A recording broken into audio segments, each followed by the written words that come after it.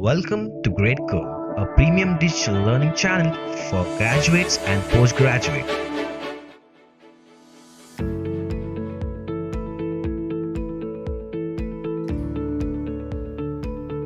जब भी हम लोग कभी फॉरेन से या बाहर से मुंबई में एंट्री करते हैं तो ओवरऑल कैसा पिक्चर दिखता है। तो सबसे पहले एयरपोर्ट पे हम लोग को दिखेगा लैंड हो रहा है अपना प्लेन, तब दिखेगा कि धारावी झोपड़पट्टी।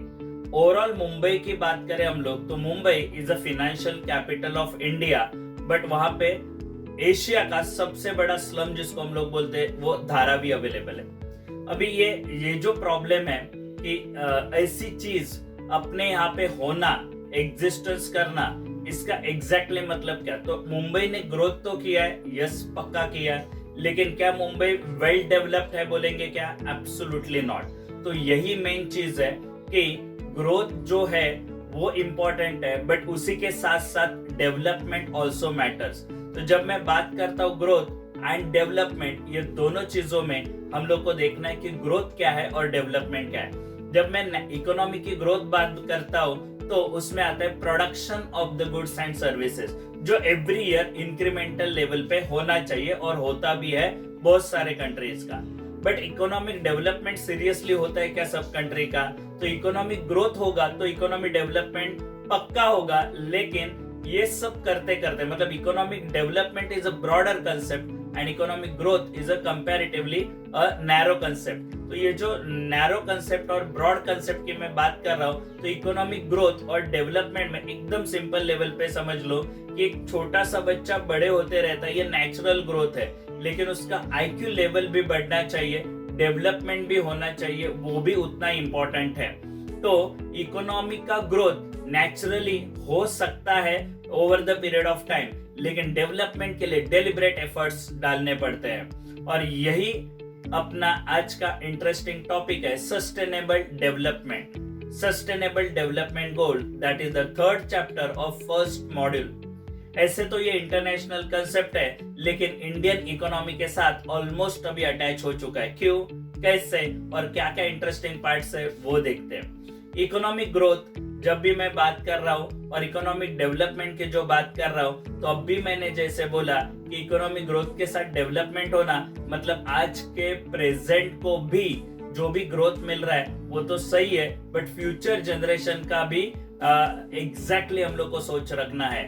मतलब इकोनॉमिकल ग्रोथ तो होना चाहिए, लेकिन फ्यूचर में ऐसा नहीं हो जाए कि आज के ग्रोथ के वजह से फ्यूचर में बहुत सारे क्वेश्चन मार्क आ गए, अनएम्प्लॉयमेंट, रिसोर्सेस अवेलेबल नहीं है, एनवायरमेंट की हम लोगों के पहले वाले लोगों ने वाट लगा दी। ऐसे क्रिएट नहीं होना चाहिए पिक्चर कभी भी फ्यूचर जनरेशन के लिए। तो आज का जो इफेक्ट्स है वो फ्यूचर में पक्का होगा। तो आज ऐसे डेवलपमेंट करो या आज ऐसा ग्रोथ करो कि फ्यूचर में वो हार्मफुल ना हो जाए। एक बेस्ट एग्जांपल देखते हैं, 1970s में चाइना ने अपने यहाँ पे ग्रोथ स्टार्ट किया। उन लोगों ने जैसा ही अपना इकोनॉमी थोड़ा ओपन कर दिया और उसके साथ साथ एनवायरमेंट को ध्यान नहीं दिया, बहुत सारी चीजों को, रिसोर्स को एक्सप्लॉइट करना स्टार्ट किया और देखते ही देखते चाइना बहुत अच्छे लेवल पे ग्रोथ कर रहा था। लेकिन सबसे इंपॉर्टेंट है, आज वर्ल्ड में जो वर्स्ट पोल्यूशन वाला सिटी है वो बीजिंग है। तो क्या हम लोग ऐसा ग्रोथ चाहते हैं? इंडिया ने 1991 के बाद जब एलपीजी एक्सेप्ट किया, ग्लोबलाइजेशन के टुवर्ड्स इंडिया गया, और उसी टाइम पे इंडिया के ये ग्रोथ में फॉर्चुनेटली हम लोग ऐसा बोल सकते हैं कि दूसरों से हम लोग सीख सकते हैं। तो इंडिया ने इससे बहुत सारे अच्छे अच्छे कंसेप्ट अडॉप्ट कर लिए जो डेवलप किए गए थे यूनाइटेड नेशन से, UNDP, that is United Nations Development Programme. इन लोगों ने कुछ इंपॉर्टेंट ह्यूमन डेवलपमेंट इंडेक्स बनाए हैं, जिसमें एजुकेशन हो गया, हेल्थ वाला एरिया जहाँ पे सबसे इंपॉर्टेंटली हम लोग देखेंगे कि लाइफ एक्सपेक्टेंसी क्या है, and third and most important standard of living. ये तीन का एवरेज निकाल के ये कंसेप्ट जो है वो डेवलप्ड होती है, और इससे हम लोग को सही में एक छोटा सा आइडिया आ जाता है कि रियल में अपना जो ग्रोथ है वो डेवलपमेंट के टुवर्ड जा रहा है कि खाली नाम के लिए ग्रोथ हो रहा है और फ्यूचर में जाके हार्मफुल हो सकता है। तो ये दोनों जो कंसेप्ट है, दोनों जो कन्फ्लिक्ट्स है कि ग्रोथ के साथ डेवलपमेंट किस तरह से करने का, उसके ऊपर एक ही सोल्यूशन है, दैट इज सस्टेनेबल डेवलपमेंट गोल। आइए जानते हैं ये एग्जैक्टली कैसे हुआ, क्या हुआ और क्या क्या इसमें प्रोसीजर्स थी। फ्रेंड्स, अभी देखते हैं sustainable development goal in detail. United nation, ये सब लोगों ने नाम सुना होगा। 2015 में, अगर प्रिसाइजली में टाइम बोलूं तो सितंबर 2015 से ये कंसेप्ट जो है वो स्टार्ट की गई थी। एजेंडा 2030 ये कंसेप्ट के थ्रू ये सस्टेनेबल डेवलपमेंट गोल जो है वो डेवलप किए गए थे। 17 global goal, that is sustainable development goal, ऐसे इसका ओवरऑल कंसेप्ट है। और United Nation development programme, that is UNDP, United Nation development programme, इसके थ्रू इसका डेवलपमेंट किया गया। बेस था इसके प्रीवियस एक ऐसा ही कंसेप्ट जहां पे यूनाइटेड नेशन को कंफर्म गारंटी था कि हम लोग ये बहुत ही अच्छी तरह से लेके जाएंगे, वो इन ईयर 2000 वाला मिलेनियम डेवलपमेंट गोल, जहां पे गोल्स डिसाइड किए गए थे और अच्छा खासा यूनाइटेड नेशन में उसमें डेवलपमेंट करके वो सब अचीव कर दिया। तो ये जो गोल्स थे मिलेनियम डेवलपमेंट गोल, वो अचीव होने के बाद कंप्लीट अचीव नहीं हुए, बट एक अच्छा डायरेक्शन तो डेवलप हो गया। अभी यहाँ पे यूनाइटेड नेशन ने हर एक कंट्री को रिक्वेस्ट किया या कंपल्सरी किया, वो बहुत ही इंपॉर्टेंट है कि ऐसा एक कंसेप्ट लॉन्च किया कि उनका जो प्रिंसिपल एरिया था या फिर उनका जो सोच था वही सही था। ये सब लोगों ने सुना होगा, living no one behind, that means सबका साथ सबका विकास। सुना हुआ लग रहा है ना? यस, यही जो एक टाइटल या फिर टैगलाइन लेके बीजेपी ने अपने यहाँ पे बहुत ही बड़े लेवल पे मास अट्रैक्ट करने के लिए ये स्लोगन यूटिलाइज किया था। अभी टेक्निकली स्पीकिंग ये यूनाइटेड नेशन डेवलपमेंट प्रोग्राम हर एक कंट्री के साथ अटैच हो रहा था। इसका एक ब्यूटीफुल एग्जांपल हम लोग को मिलता है।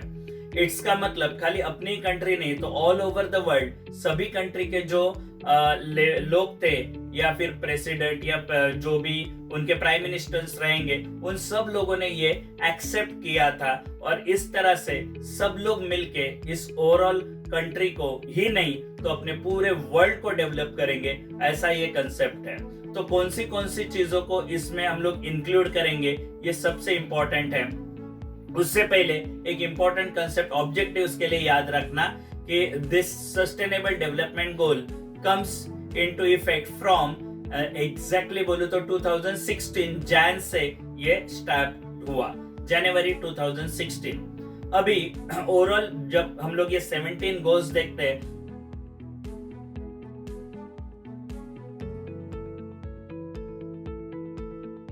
तो टेक्निकली 1 to 17 तो मैं फटाफट बोल दूंगा ऐसे, लेकिन सर इसको आइडिया कैसे याद कैसे रखेंगे, क्या 1 to 17 नंबर के साथ एसोसिएट होने चाहिए? तो यस, दैट इज ट्रू। बच्चे लोग ठोक देते अपने स्टाइल में कुछ भी, इधर का नंबर उधर, उधर का इधर, प्लीज ऐसा मत करना। और इसके लिए हम लोग पैरेलल एक महीना तुम लोग को जैसे कंसेप्ट बताऊंगा उसके साथ एक छोटा सा आइडिया दूंगा हर एक 4 या 5 के बाद, और उसके थ्रू तुम लोग को इसको याद रखना है। आइए देखते हैं sustainable development goal in detail. पहला जो गोल है दैट इज नो पॉवर्टी। किसी भी कंट्री में या ओवरऑल वर्ल्ड में पॉवर्टी नहीं रहना चाहिए, ये सस्टेनेबल डेवलपमेंट गोल का सबसे सबसे सबसे इंपॉर्टेंट कंसेप्ट है, and that's why it stand first. पूरे वर्ल्ड में पॉवर्टी नहीं रहना चाहिए, इसका मतलब टारगेट तो बहुत सारे रखे थे। एक बेसिक टारगेट, जितना हो सके एब्सोल्यूट पॉवर्टी रिड्यूस करो। एब्सोल्यूट पॉवर्टी पता होगा सब लोग को। बेसिक जो पब्लिक को basic need, that is the food जो इनटेक है, वो प्रॉपरली मिलना चाहिए। और इसके लिए हाफ ऑफ द जो पॉवर्टी का रेशो है हम लोग हाफ करेंगे, ये टारगेट रखा था 2030 तक। मतलब पूरे वर्ल्ड का पॉवर्टी रिड्यूस कर देंगे एक 50% से। ये WTO ने ये यूनाइटेड नेशन ने प्लान रखा था। तो इसको किस तरह से अचीव करने का, वो हर एक कंट्री किस तरह से कर रहे हैं, वो हम लोग बाद में वाले क्वेश्चन में देखेंगे। तो ये सबसे पहला टारगेट इन लोगों ने फिक्स किया था। दूसरा target is again very important, zero hunger. तो जब मैं बात करता हूँ जीरो हंगर, मतलब कोई भी यहाँ पे भूखा नहीं सोना चाहिए। उसके फूड इंटेक का पूरा प्रबंध होना चाहिए। तो उसके लिए कोई भी बच्चा या कोई भी आदमी माल न्यूट्रिशियस नहीं रहना चाहिए या उसको खाने का प्रॉब्लम नहीं होना चाहिए। जो भी फूड इंटेक कर रहे हैं वो बैलेंस्ड डाइट होना चाहिए। जितना हो सके गवर्नमेंट इसके ऊपर अच्छी तरह से वर्क करता रहेगा और यूनाइटेड नेशन उसको प्रॉपरली ध्यान देके इन चीजों को इम्प्लीमेंट करते रहेगा। और ये जीरो हंगर के लिए गवर्नमेंट ने बहुत सारे स्कीम लॉन्च किए हैं, बट उसके साथ ही सबसे इंपॉर्टेंट है यूनाइटेड नेशन इसके लिए बहुत ज्यादा एफर्ट डाल रहा है। और पूरे वर्ल्ड में किस तरह से हम लोग जो लेस डेवलप कंट्री है या डेवलपिंग कंट्रीज है उनके यहाँ पे सबसे ज्यादा सीवियर लेवल पे ये प्रॉब्लम्स है, तो उसको हम लोग को सबसे पहले सॉल्व करना है। ये उन लोग का टारगेट था। नंबर 3 एंड मोस्ट इंपॉर्टेंट, यहाँ से थोड़े बड़े टारगेट रखने स्टार्ट हो गए, that is good health and wellbeing. एक ह्यूमन बींग जो है वो फिजिकल फिट होना चाहिए, तो ही जाके किसी भी कंट्री का ग्रोथ होता है। और फिजिकल फिट रहेगा तो जैसे ही बर्थ होता है तो उस बर्थ के ऊपर एक प्रॉपर लेवल का न्यूट्रिशियस फूड अवेलेबल होना चाहिए। मैटरनल हेल्थ ये भी सबसे इंपॉर्टेंट है, मतलब जैसे इन्फेंट मोर्टेलिटी रेट रिड्यूस होना चाहिए वैसे मैटरनल मोर्टेलिटी रेट जो है वो भी रिड्यूस होना चाहिए, वो भी इतना इंपॉर्टेंट है। तो जिस तरह से बेबी का केयर लेते हैं उसी तरह से माँ का केयर लेना भी इतना ही इंपॉर्टेंट है। ये वाले टॉपिक में हम लोग को इन डिटेल यूनाइटेड नेशन ने बोला है कि किस तरह से वर्ल्ड में इन सब के हेल्थ का केयर लेंगे। और जैसे ही हेल्थ अगर प्रॉपरली रहेगी, जैसे हम लोग बोलते हैं हेल्थ इज वेल्थ, यही एक मेन कंसेप्ट है कि हेल्थ को प्रॉपर रखने के लिए माल न्यूट्रिशियस फूड सिक्योरिटी ये सबसे इंपॉर्टेंट था। ये अगर अवेलेबल करके देंगे तो हंगर भी नहीं रहेगा और ये जो गुड हेल्थ है वो भी अवेलेबल होगा। अभी तुम लोगों ने ये पहले 3 देखे होंगे जिसमें poverty, hunger and third one good health की बात करें, all are very closely related. ये सबसे इंपॉर्टेंट है कि यहाँ पे जितने भी 1 से 17 हम लोग देखेंगे goals, all are closely inter related with each other. और यही इस सस्टेनेबल डेवलपमेंट गोल का एक सक्सेसफुल कंसेप्ट बोल सकते हैं। आइए जानते हैं the next one, that is the 4th concept. The 4th concept है कि ग्रोथ विथ प्रॉपर एजुकेशन। मतलब क्या, आइए जानते हैं the 4th one, that is the quality education. Quality education मतलब क्या, तो पूरे वर्ल्ड में जितने भी डेवलपिंग और लेस डेवलप कंट्रीज है उन लोगों को अच्छी तरह से एजुकेशन मिलना चाहिए। Primary education almost free available होना चाहिए और जिन लोगों को भी आगे जाके कुछ करना है तो उनके लिए वे वोकेशनल वाला कंसेप्ट ले लो, या सेकेंडरी जो अपना स्कूलिंग है उसमें वोकेशनल सब्जेक्ट आने चाहिए, उसमें हायर सेकेंडरी में क्या होना चाहिए, पोस्ट ग्रेजुएट में क्या होना चाहिए। ऐसे बहुत सारे एस्पेक्ट यूनाइटेड नेशन ने गाइडलाइंस में दिए और हर एक कंट्री अपने अपने लेवल पे इन सब को डेवलप करने के लिए ट्राई कर रहा है। अभी तक इंडिया का तुम लोग इकोनॉमिकल पॉलिसी के साथ साथ एजुकेशनल पॉलिसी भी देखोगे तो अभी एक 2020 में एक न्यू एजुकेशन पॉलिसी आ रहा है, उसमें ये सभी सस्टेनेबल डेवलपमेंट गोल्स के अचीवमेंट के लिए क्वालिटी एजुकेशन किस तरह से देंगे उसके लिए गवर्नमेंट ने प्लान किया है। मे बी वो सक्सेसफुल रहेगा तो इन फ्यूचर हम लोग देख सकते हैं कि एक अच्छा भारत देश जो है वो डेवलप करके उभरेगा पूरे वर्ल्ड में। और अपने ही साथ और भी कंट्रीज अगर ये सब फॉलो करते हैं, जैसे बहुत सारे कंट्री में एजुकेशन के ऊपर बहुत ही ज्यादा एफर्ट डाले जो अनफॉर्चुनेटली अभी तक इंडिया में कंपैरेटिवली थोड़े से कम थे, अगर इसके ऊपर और ज्यादा एफर्ट डालते हैं, मतलब अपना जीडीपी का परसेंटेज एक्सपेंडिचर जो एजुकेशन के ऊपर जा रहा है वो और थोड़ा सा ग्रो करेंगे तो डेफिनेटली एक बहुत ही अच्छा फाउंडेशन ये पूरे वर्ल्ड के लिए हो सकता है। सर ये हो गया इन डिटेल, याद कैसे रखे वो तो बताओ। एकदम सिंपल याद रखते रहे। कोई भी अपने क्लास का एक मस्त खाता पीता बच्चा दिमाग में लेके आओ, ऐसे एक बच्चा जो अच्छा खाते पीते घर का है। फिर ये देखो चारों पॉइंट्स याद हो जाएंगे। कैसे देखना, द फर्स्ट पॉइंट उसको देख के लगेगा नो पॉवर्टी, बराबर ना, खा पी रहा है एकदम ऐश कर रहा है तो no poverty. Second point, hunger का तो सवाल ही नहीं है, उसके हाथ में एक हाथ बर्गर याद रखना, तो जीरो हंगर, उसमें बिल्कुल हंगर नहीं है। मैं पॉजिटिवली ये सभी चीजें बता रहा हूँ, मतलब ये सब चीजें नहीं कर रहेगी, ऐसी वाली चीज, मतलब जीरो पॉवर्टी की बात करी या नो हंगर की बात की, ये जो कंसेप्ट हम लोग बोले, नो पॉवर्टी की बात की या जीरो हंगर की बात की। थर्ड वाला पॉइंट जो हम लोग बोलेंगे दैट इज गुड हेल्थ, वो तो दिख ही रहा है सब लोगों को। एंड द फोर्थ पॉइंट जो इंपॉर्टेंटली अभी मैं बोल रहा था, क्वालिटी एजुकेशन, उसको कैसे याद रखेंगे, तो उसके गले में ना 4 मेडल याद रखना, मतलब गोल्ड, सिल्वर, ब्रॉन्ज और एकाध एक्स्ट्रा मॉडल, एकाध एक्स्ट्रा उसके गले में कोई भी मेडल दे देना। तो ये फोर्थ पॉइंट है, वो 4 मॉडल जो है, जो 4 मेडल जो है वो अपने को इंडिकेट करेंगे कि बहुत सारा क्वालिटी एजुकेशन उस बच्चे ने लिया है। तो इस तरह से 4 पॉइंट को रिकलेक्ट करना और फिर आगे वाला कंसेप्ट हम लोग देखते हैं। पहले 4 पॉइंट्स होने के बाद आगे वाला जो कंसेप्ट है दैट इज 5, 6, 7, 8, ये हम लोग एक अलग कंसेप्ट से याद रखेंगे। ओके, पहला देखते हैं कि एग्जैक्टली ये पॉइंटर्स कौन से हैं। जब मैं पॉइंट की बात कर रहा हूँ number 5, that is gender equality. Gender equality मतलब एग्जैक्टली क्या, तो मेल और फीमेल इसका डिस्टिंग्विश या फिर सॉरी इसका डिफरेंशिएशन नहीं होना चाहिए। मेल एंड फीमेल का डिफरेंशिएशन नहीं होना चाहिए। Both should be treated equally, मतलब गर्ल्स एंड वुमेन्स को एम्पावरमेंट देना, ये इस कंसेप्ट का मेन टारगेट था। अपने यहाँ पे तुम लोगों ने बहुत बार सुना होगा एक स्लोगन, मुलगी शिकली प्रगति झाली। दैट मीन्स एक अगर लड़की सीख रही है तो उसके यहाँ पे अपना घर और प्लस अपना जो ससुराल होगा उनके भी लिए बहुत ही अच्छे लेवल का डेवलपमेंट वो कर सकती है।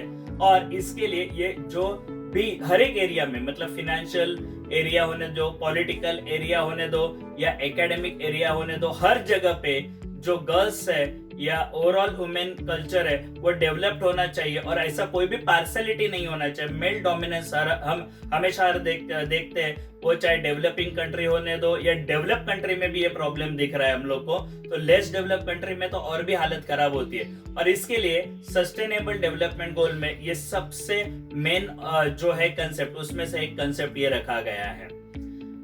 नेक्स्ट पॉइंट जो हम लोग देख रहे हैं that is the 6th one, clean water and sanitization. Sorry 6 point जो हम लोग देख रहे हैं that is clean water and sanitation.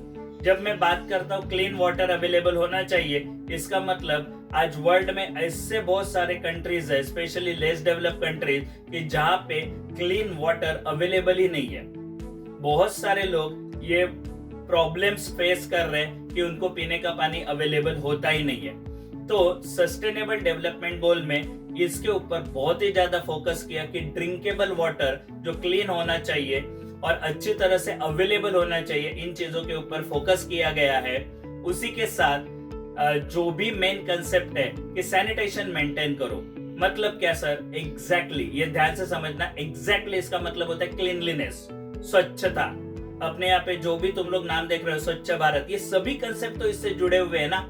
आगे वाले चैप्टर में हम लोग ये देखेंगे इन डिटेल। सैनिटेशन की बात करता हूं तो रिस्पॉन्सिबिलिटी हम लोग हर एक की है कि हम लोग अपना कल्चर, अपना कंट्री, अपना एरिया, सब ये हर एक का रिस्पॉन्सिबिलिटी है। अपना कंट्री, अपना लोकल एरिया, साथ ही साथ अपना घर, सब हम लोग अच्छी तरह से क्लीन रखेंगे। और हर एक आदमी अगर अच्छी तरह से क्लीनलीनेस मेंटेन करता है तो ये पूरा वर्ल्ड जो है वो क्लीन हो सकता है। ऐसे बहुत सारे विनोबा भावे जी ने ये ऐसे कंसेप्ट बोले थे। और यही सस्टेनेबल डेवलपमेंट गोल का एक बहुत बड़ा फंक्शन है कि ये अगर हम लोग अच्छी तरह से मेंटेन करते हैं, हर एक आदमी अगर चाहता है कि मैं क्लीन रहूं और मेरा घर क्लीन रहे, तो ऑटोमेटिकली पूरा का पूरा एरिया जो है वो क्लीन हो सकता है। With in a few minute पूरा कंट्री या पूरा वर्ल्ड क्लीन हो सकता है अगर हर एक आदमी डिटर्मिनेंट होके इसके ऊपर काम करे। ये इसके लिए सस्टेनेबल डेवलपमेंट गोल में बहुत ही इंपॉर्टेंट पॉइंट ऐड किया गया है। Next point that is affordable and clean energy. ये दोनों पॉइंट थोड़े से बहुत इंपॉर्टेंट इसके लिए आते हैं कि अफोर्डेबल क्लीन एनर्जी कैसे अवेलेबल होगा। Clean water and clean energy, ये क्लीन एनर्जी मतलब क्या है? तो आज तक हम लोग के यहाँ पे जो भी एनर्जी सोर्सेस अवेलेबल है वो टाइडल वाला ये जो हाइड्रो इलेक्ट्रिसिटी या कोल एनर्जी से डेवलप करते हैं, जिससे पोल्यूशन क्रिएट होता है और एनवायरमेंट डिग्रेड होता है। आज जो हम लोग रिन्यूएबल एनर्जी रिसोर्सेज देखते हैं, मतलब टाइडल एनर्जी होने दो, विंड एनर्जी होने दो, या फिर हम लोग जो सबसे बड़ा सोर्स ऑफ एनर्जी है that is the solar energy, अगर ऐसे एनर्जीज हम लोग यूज करेंगे तो आज के ही जनरेशन के लिए नहीं तो फ्यूचर जनरेशन के लिए भी सबसे बड़ा और इंपॉर्टेंट कंसेप्ट हो सकता है। Next point that is point number 8 is decent work and economic growth. Decent work मतलब क्या?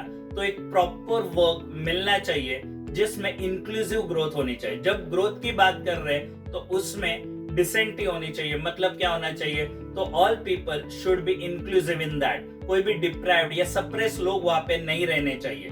मतलब as per India is concern, अगर मैं बात करूं तो एसटी, ओबीसी, एनटी या फिर पर्टिकुलर कास्ट या वुमेन्स, इन लोग को हम लोग को अलग नहीं रखना है। ग्रोथ में उन लोगों का भी साथ उतना इंपॉर्टेंट है, और इसको डेवलप करने के लिए, अचीव करने के लिए साइमल्टेनियसली इनोवेशन हो गया, एंटरप्रेन्योरशिप हो गया, इसके ऊपर भी हम लोग को अच्छी तरह से ध्यान देना चाहिए। सर ये पॉइंट हो गए, अभी याद कैसे रखने का? तो ये जो अभी के 4 पॉइंट है उसको याद रखने के लिए एक सिंपल सा टेक्निक बोलता हूँ। पहले पॉइंट में हम लोगों ने अपने क्लास का एक मस्त खाते पीते घर का बच्चे की बात की थी, बॉय की बात की, तो अभी एक लड़की दिमाग में लेके आओ और फिर उससे ये सब पॉइंट्स याद रखेंगे। कैसे सोचना है वो देखो। लड़की है तो जेंडर इक्वालिटी, बॉय और गर्ल, ये पहला पॉइंट है। पॉइंट नंबर 5 याद रहेगा, जेंडर इक्वालिटी, लड़की आ गई तो। पॉइंट नंबर 6 ऐसे सोचो कि वो लड़की जो है वो एक मर्द का जो है पॉट है वो अपने सिर के ऊपर लेके जा रही है, पानी का पॉट। तो ये जो पॉट है वो इंडिकेट क्या कर रहा है अपने को? Clean water. और उसके ही ऊपर सैनिटाइजर एक अटैच करके रखा हुआ बॉटल साइड में लगा हुआ है, वो याद रखना। तो सैनिटेशन पॉइंट याद रहेगा, क्लीन वाटर एंड सैनिटेशन। थोड़ा सा सुनने के लिए ऑड लगता है, बट इससे ना पॉइंट फटाक से याद हो जाएंगे। जैसे मैं आगे वाले पॉइंट बोलूंगा तुम लोग को याद आएगा, मटका है, सैनिटाइजर है, सैनिटेशन हो गया। तो ये सीरीज होता है एक एक, इसको विजुअलाइजेशन वाला कंसेप्ट बोलते हैं। इसे याद रखने के लिए ट्राई करो, मजा भी आएगा। और हमेशा वो कोड वर्ड बनाने का, कैप्सूल बना के रखने का पहले वर्ड का, फिर एग्जाम में सब कैप्सूल हो जाता है, याद कुछ नहीं रहता है। तो वैसे मत करो, कुछ इस तरह से भी याद करने के लिए ट्राई करो।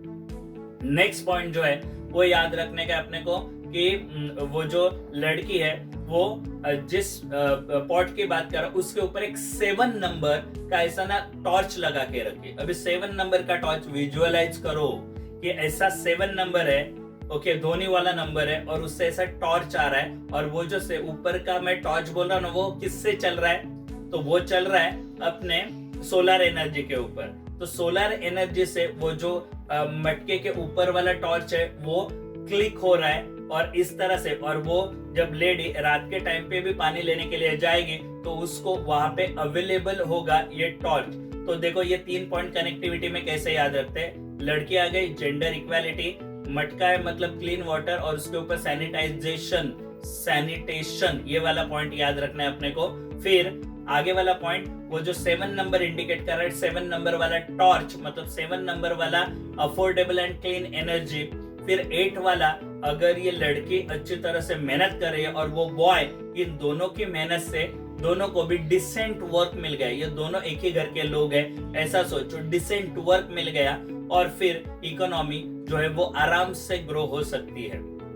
तो ये दोनों बॉय और गर्ल, इससे ये पॉइंट याद रखना, और decent work and economic growth, इस तरह से ये 8 पॉइंट्स हम लोग के याद हो जाते हैं।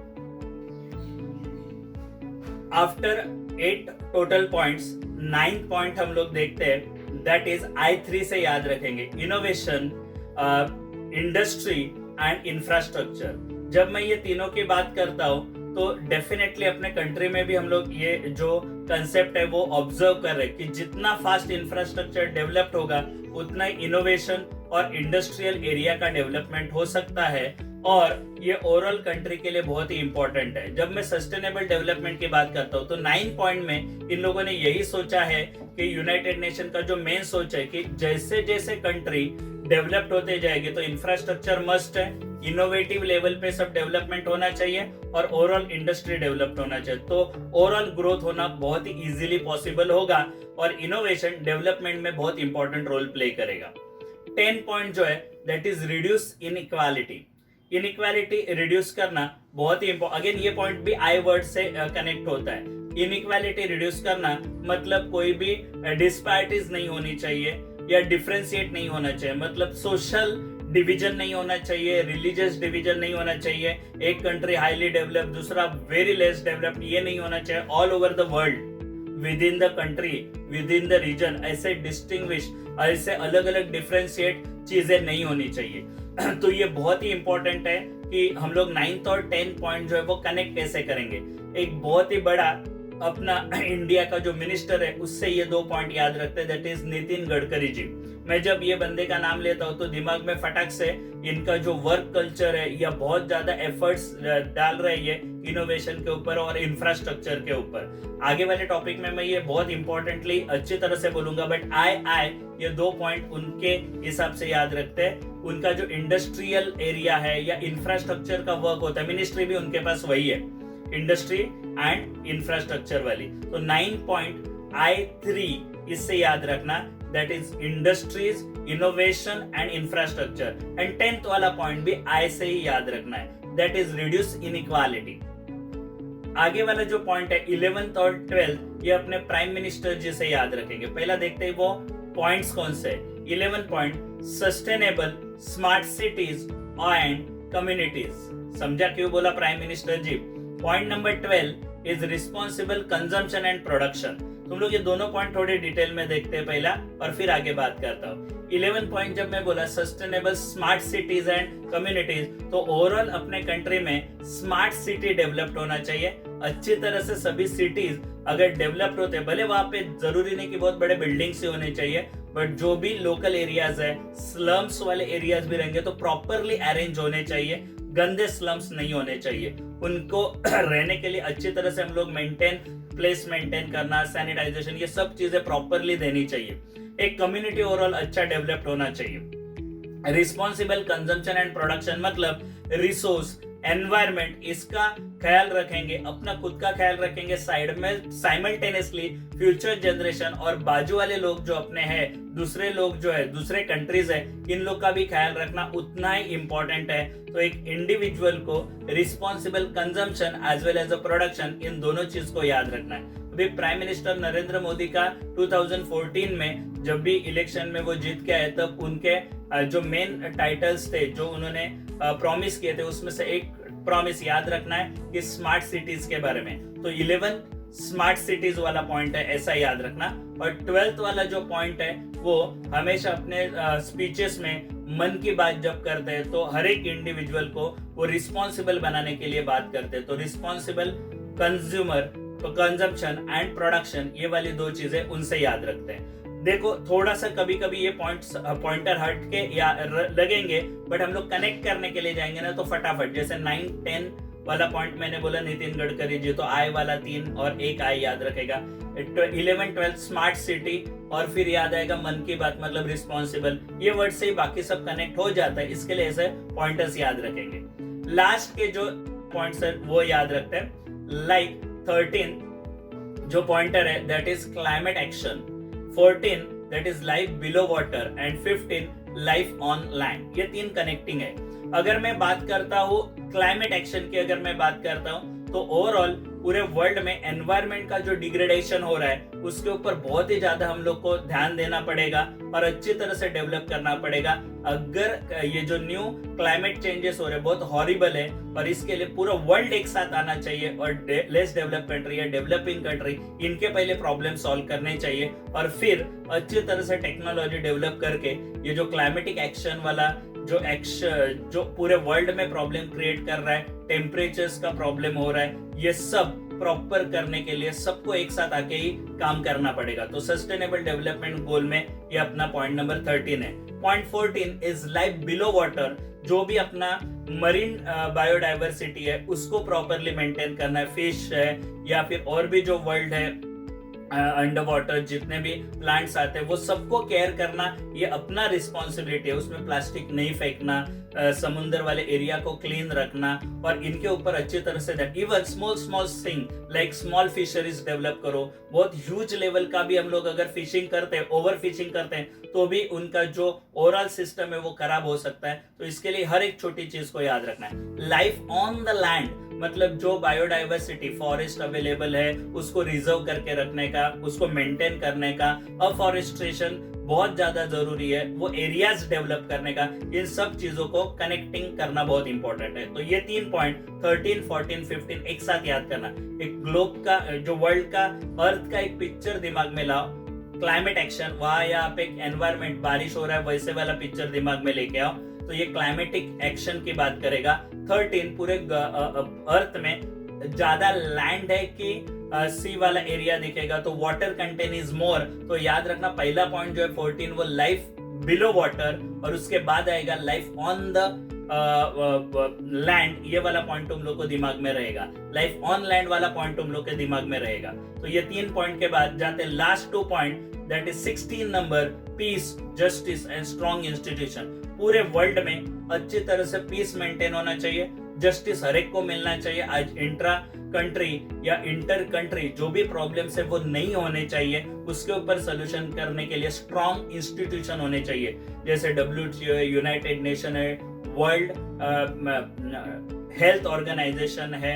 ये सभी ऑर्गेनाइजेशन, इंटरनेशनल लेबर ऑर्गेनाइजेशन, ऐसे सब ऑर्गेनाइजेशन स्ट्रांगली डेवलप्ड होने चाहिए, तो जाके ये काम हो सकता है। आज हम लोग देखते हैं तो international labour organisation ILO, WTO, world trade organisation, WHO that is world health organisation, इसी के साथ यूनाइटेड नेशन वाला कंसेप्ट UN जिसको हम लोग बोलते हैं। तो ये सब अगर डेवलप्ड होते जाएंगे तो डेफिनेटली अपने कंट्री के लिए बेनिफिट होते जाएगा और ओवरऑल पूरे वर्ल्ड का बेनिफिट होगा। लास्ट पॉइंट, ये सब अचीव करना है तो 17 वाला पॉइंट जो मैं बोल रहा हूं दैट इज पार्टनरशिप होनी चाहिए ये गोल अचीव करने के लिए। तो पूरे वर्ल्ड के सभी countries, develop country, developing country, less develop country, सबको एक साथ आके अच्छा मेहनत करना चाहिए, तो जाके ये अचीव हो सकता है। और ये लास्ट के 2 पॉइंट, लास्ट के 2 है इसीलिए याद रहेंगे, इसके ऊपर स्ट्रेस मत डालो, स्टार्टिंग एंड एंड कभी भी याद रखता है। तो 16 वाला peace, justice and strong institution के साथ 17 वाला पॉइंट जो मैंने बोला partnership for achieving this goal, ये ग्लोबल पार्टनरशिप की बात है। और ये पॉइंट ना हल्के में से रखो, याद हो जाते हैं, एंड में है इसके लिए। ओके, इस तरह से हम लोगों ने 17 गोल्स देखे। This goals are very very important और ये क्वेश्चन पक्का आएगा और इसके लिए अच्छी तरह से करके रखना 1 to 17 के नंबरिंग के हिसाब से, और फिर आराम से याद हो जाते हैं। और नेक्स्ट क्वेश्चन में हम लोग देखेंगे कि इंडिया ने इसके ऊपर एग्जैक्टली क्या क्या किया।